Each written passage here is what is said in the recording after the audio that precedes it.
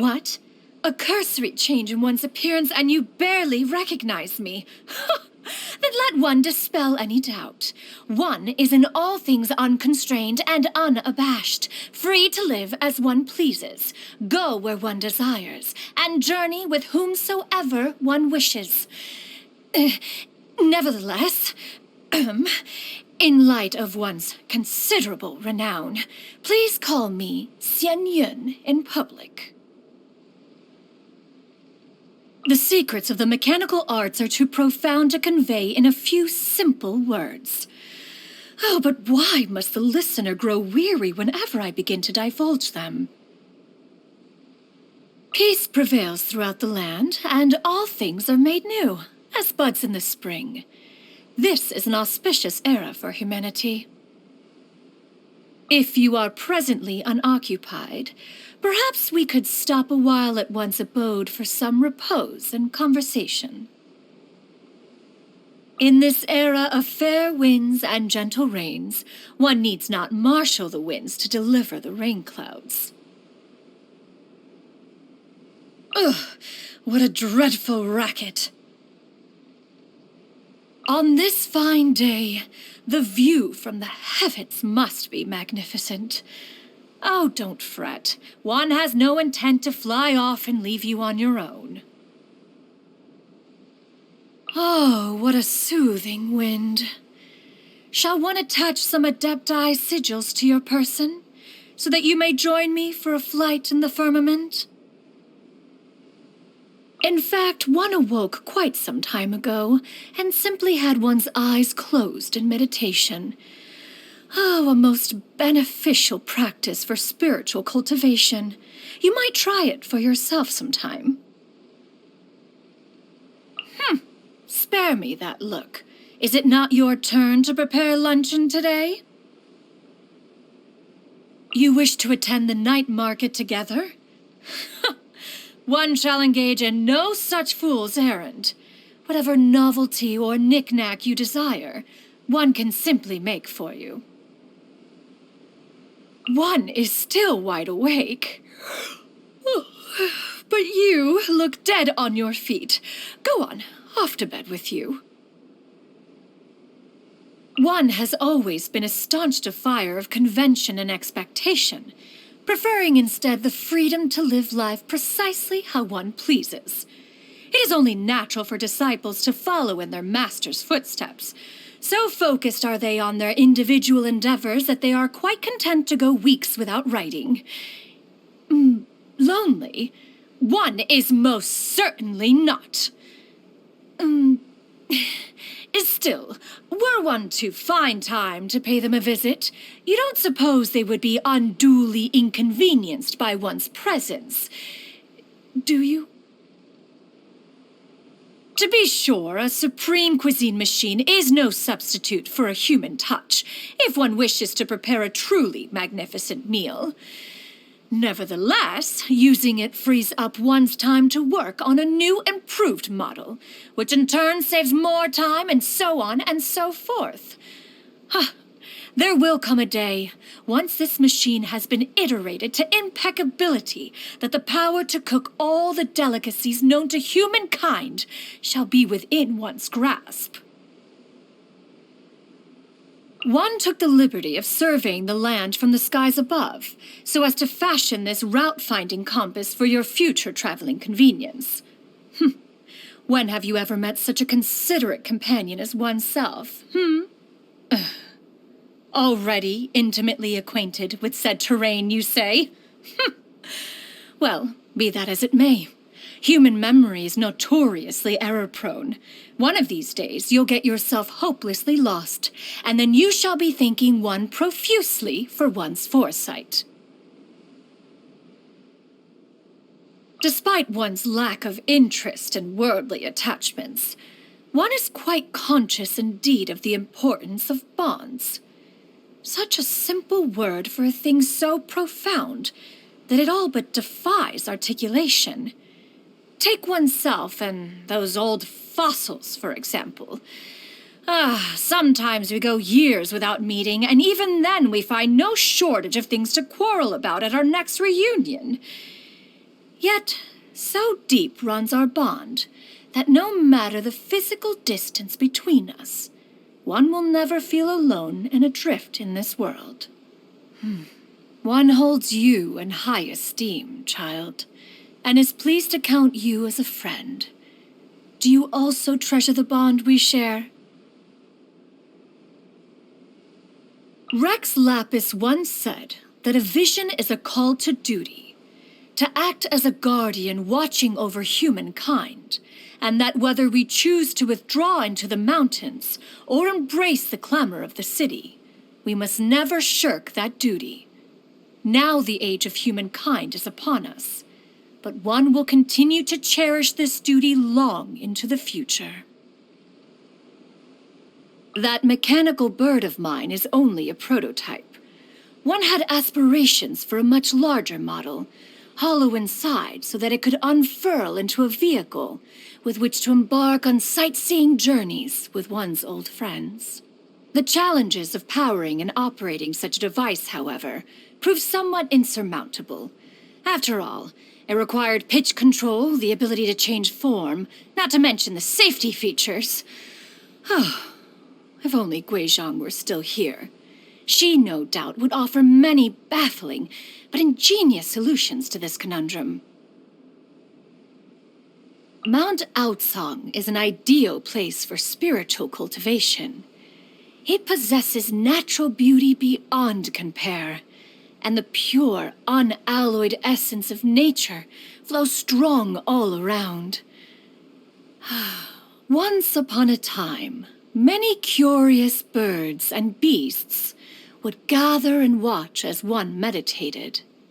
And very soon the peace and tranquility would be replaced by a chaotic chorus of chirping and screeching. And yet, one never found it offended the ear. One once asked Ganyu what she typically works on during her overtime hours. Her response was filled with hideous-sounding words, such as meeting minutes, summaries, annual reports, financial projections. Were she not of Qiling blood, and had one not taught to her the secrets of cultivating health, this avalanche of bureaucratic writ would have surely overwhelmed her. When you see her next, would you check that she's been drinking her GENSHIN infusion of clear sight on a daily basis?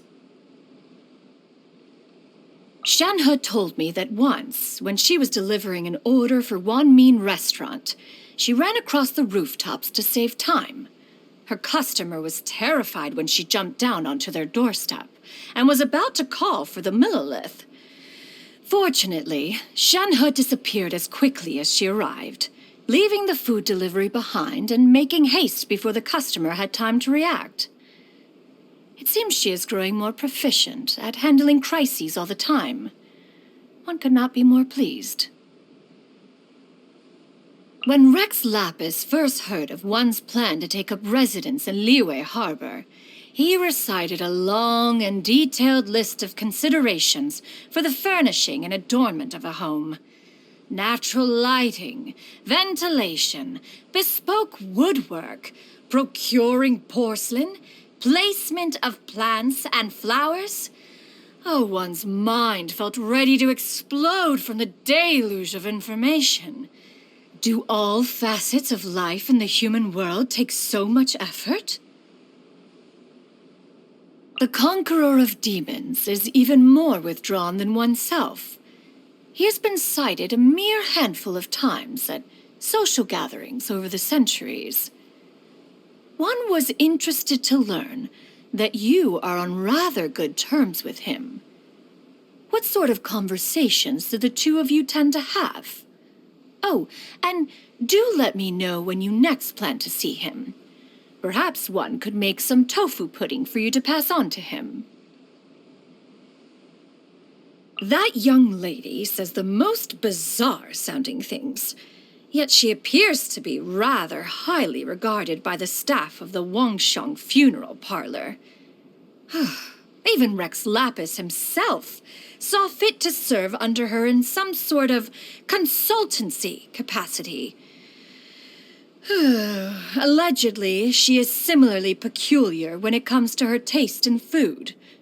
One must admit, one finds eccentrics like her rather intriguing. One happened to mention the Supreme Cuisine machine in conversation with Xianyun once, but one was rather taken aback when she responded by saying that a dish is inauthentic unless it is prepared by hand. Are one's devices not also the work of one's hands? Inauthentic indeed. A contest is in order. Although her mastery of Liyue cuisine is indeed impressive. Yes, the contest shall have to wait until one has made a few improvements to the device. The Xianyun conducts her business with great adroitness and is meticulous in her speech. One must admit that Liyue is thriving under the governance of the Qixing. One has been observing her closely in the hope of discovering her secret. That was for your ears only. Please do not relay it to her. Kuching is a thoughtful child. She visits me on behalf of the Qixing every festival without fail, and always brings a gift. With such a capable and considerate colleague by her side, perhaps one needn't worry too much about Ganyu. There are many Liyue operas adapted from stories about the adepti, including some based on one's own life and exploits. One has never watched those, of course. What could be more embarrassing than watching someone else play oneself on the stage? One would, however, be interested to evaluate how well Yunjin did in her adaptation of Shenhe's story, when one has time to go and see it. Yao Yao once pinched my glasses from my face and tried them on for herself. She found it terribly entertaining and couldn't stop giggling. Children are able to find all sorts of ways to amuse themselves. One is very fond of Gaming. He is good-hearted and entertaining in conversation, but never grandiloquent. We first met when one was resting by a lake, and he very kindly shared some of his provisions with me. Later, he commented that one seemed to be a wise elder, worthier of respect than even the adepti themselves. This wise elder will be sure to look out for him after that. You wish to know more about one's past? One doubts there would be much worth sharing. It's all ancient history by now. One is more interested to hear about your travels to the far-flung corners of the world. What forms do the gods and immortals of other nations take? Are there any of them as amenable to conversation as oneself? Let us brew some tea, and then you can tell me all about it. There was a time when many mortals longed to seek the guidance of the adepti. One knows not how they discover the location of one's abode, but every other day or so, one would find people leaving offerings of food at the altar on Mount Outsong. Why ever would mortals expect an adeptus to interrupt their meditation for the sake of ingesting a mortal meal? Most bemusing. Nevertheless, since their actions were heartfelt, one saw only fit to indulge in, to embrace their offerings once they had departed. Then there were those who came right to one's doorstep, requesting to be taken on as disciples. One refused to grant them an audience, but they simply would not leave, and before long, Mount Outsong had become something of a pilgrim's campsite.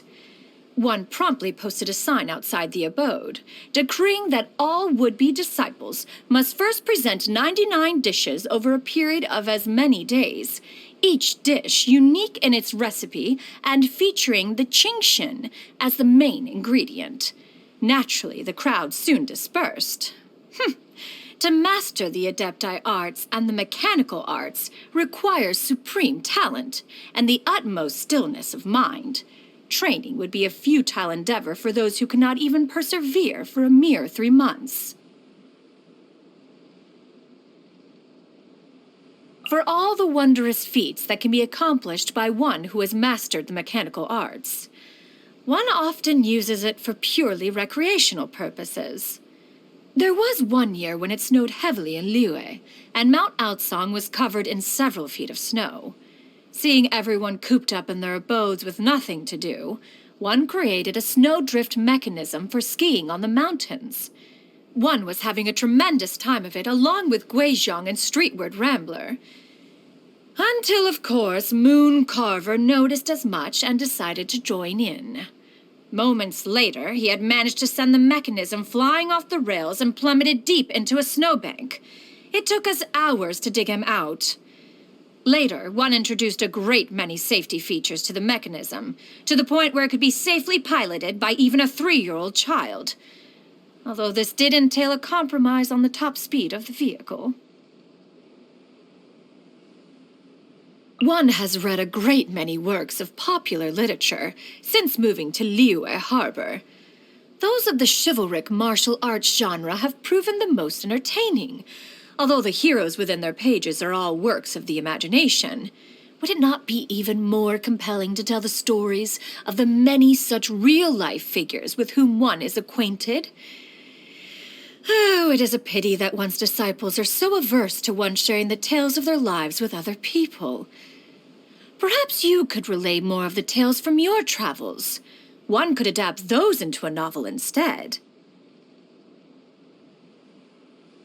When idle and in need of diversion, basking in the winds that travel through the mountains always comes to mind. Since moving to Liyue Harbor, one has had an endless procession of old friends and new arriving at one's doorstep, either to visit or to invite one out for meals. If this continues, one may soon be running short on mora. Eating together with friends always leaves a pleasant taste in the mouth, regardless of what food was consumed. An adeptus devotes themselves to spiritual cultivation, to which end the delicacies of the mortal realm are not necessary. When one eats such things, it is not for nourishment, but to enjoy the flavor. So, if you prepare a dish and it does not taste exquisite even to yourself, you may spare yourself the courtesy of offering to share it with me. In fact, you might find you are better off leaving the cooking to me to begin with. A paragon of both freshness and flavor. Tell me, for how long have you been surreptitiously studying one's culinary secrets? The flavor is secondary. What matters is that you felt the inclination to cook for me at all. I commend your consideration. One's supreme cuisine machine has been lying idle as of late. You are welcome to borrow it. Here, open this wooden box. It's a miniature mechanical person for your recreational enjoyment. Try playing with it. Observe, if you clap the hands like this, the lotus petals open. The colored lights turn on one set at a time, and then a melody plays. It is that birthday tune that the young and hip of this generation enjoy so much, certain to add a touch of merriment and levity to your birthday feast. Have a wonderful day. Given that one spends so much time indoors, it is rather nice to perform a little exercise once in a while. Some of these adeptal arts one has not employed in many years. Inevitably, one is a little unpracticed. Dear me, that expectant look on your face. Very well, one shall have to employ one's abilities to a fuller extent from now on. It is through our journey in this world that we gain experience. Power is not everything. The skills of communication are more important. If you have time, let us find a place with a pleasant view, where we can admire the scenery, converse, slow down our pace, and simply enjoy being alive.